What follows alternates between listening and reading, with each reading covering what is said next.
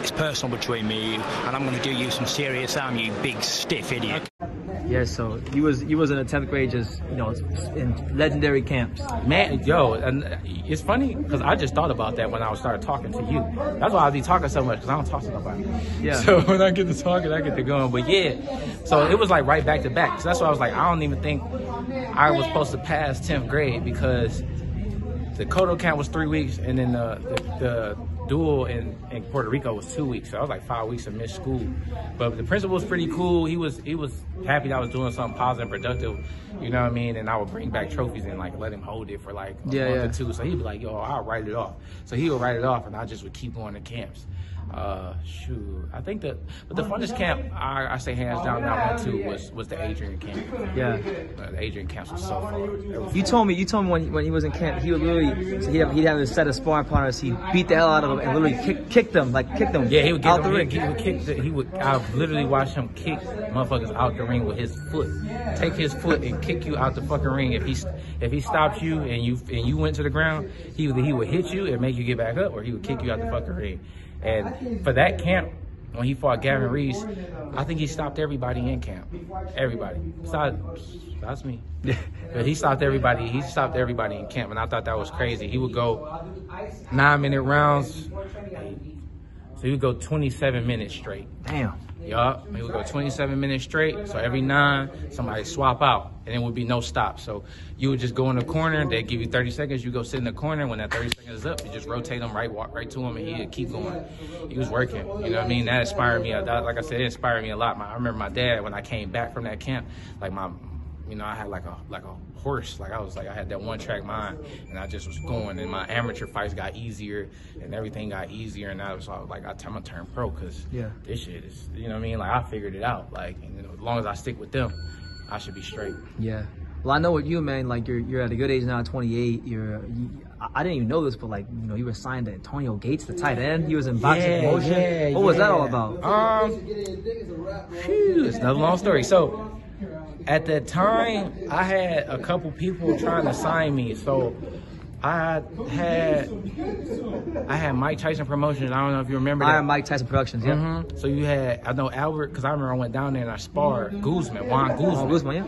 Damn, I sparred a lot of people. I sparred Juan Guzman. It was me, Albert Bell, Hammer. Hank Lundy? No, the other one. Lubin. We was down there with Lubin. We was all supposed to be a team. And it was supposed to be Prestige Worldwide. That's what we were going to name the team. From what's the fuck is that? Step Brothers. We were gonna name it Prestige Worldwide, but they were supposed to sign me, and then Antonio Gates reached out, and then I was trying to get signed. Obviously, everybody was trying to get signed by Mayweather at that time, so we was going down here, and that's why he showed you the Sean Porter. That's why I came down there to, just spar. I wasn't even really trying to spar Sean, but he just so happened to be in there, and again, being at Kronk Boxing Gym, man, we box everybody. We don't give a fuck who you is. You know what I mean? The bigger the name, the better. The more excited we are. You know what I'm saying? So that was fun. And then when I did that sparring, that's when Antonio and them reached out, and they came with that. But honestly, I kind of wish I signed with Mike Tyson Promotions. Looking back, me personally, but my dad was like, "Yo, the Antonio Gates Promotions is based out of Detroit. You can stay home. You can train at home." Ali sold you a dream. Man, so Ali Salam, was going to be my trainer, which is Tony Harrison's father. Rest in peace, Ali. That he would be your trainer. He won't have to move around a lot, and you won't have to train with other people. So my dad kind of, sold them, and they was like, I think it was going to take 30%. He's like, they're going to take 30%, but I'm like, they're trying to give me 50 racks up front. So I was like, I don't give a fuck. And Antonio Gates wanted to give me 25, to give me half of that, but they was taking 15. Oh. So it seemed better. But in my mind, what I'm saying, as a kid, I'm like, 50 racks, you know what I mean? But, it wound up playing out how it played out. It started off pretty well, actually, but I think stuff kind of got jaded and shaded, and the communication. I think communication is everything. The older I get, I kind of notice communication is everything, and it's key. And I don't think we had a key to start.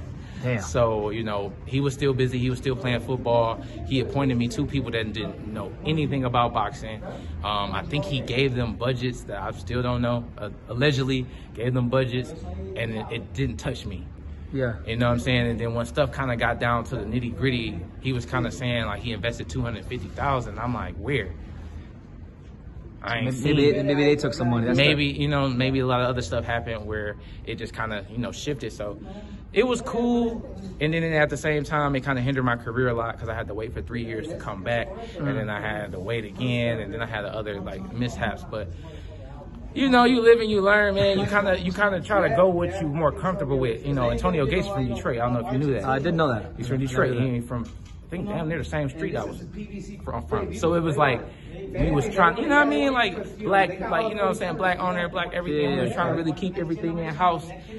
I never met Mike Tyson. I think I met him once, but I didn't meet him when I went down there. So it just was a bunch of things that was, transpiring that didn't happen that I wish happened. But, so I'm still here, man. Still here after all the craziness over the years. Man. And, your love for boxing has been tested and you're still here. And I saw you spar in the ring today, very, very slick, very, very good counter puncher. Very comfortable. Even I remember when you got to that part of the ring, you were like, for watching another video on True School Sports, the home of boxing. If you made it this far, do me a favor and do yourself a damn favor. Hit that subscribe button and surely you will not be disappointed.